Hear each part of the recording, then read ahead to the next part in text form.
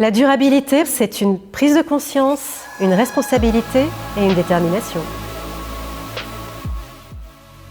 Eskimo, c'est une société familiale, c'est la 4e génération aujourd'hui. Et c'est une marque qui a bâti sa réputation avant tout sur la qualité et le confort. Il est très important d'avoir conscience de nos actes et des conséquences de nos actes. Par rapport à ça, que chaque acte qu'on fait dans le cadre d'une production a des répercussions, des conséquences à plus ou moins long terme pour les gens et pour l'environnement. Pour moi, un facteur clé de réussite dans ce que nous avons déjà entamé et concrétisé pour Eskimo, c'est d'avoir associé. De ne pas leur faire vivre ça comme un coût supplémentaire ou une sanction, mais vraiment comme quelque chose de bon et de bien pour tout le monde et pour le futur.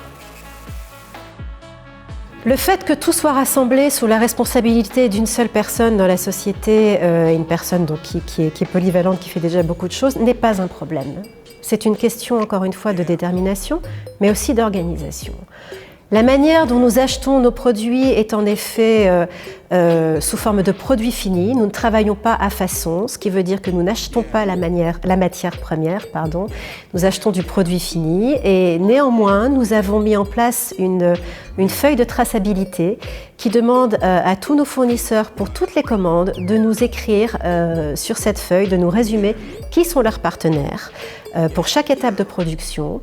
Et pour toutes ces étapes de production, quand nous nous rendons en Asie, nous visitons régulièrement les partenaires de nos partenaires. Donc quand je dis que Eskimo s'inscrit vraiment dans une démarche consciente et déterminée et responsable, on va très loin, puisqu'en effet, nous voulons vraiment voir dans quelles conditions toutes les étapes de la production se passent.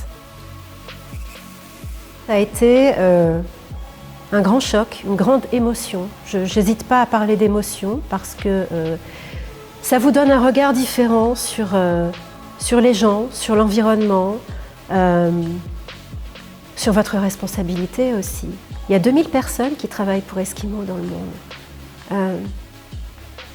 Dans quelles conditions on les fait travailler?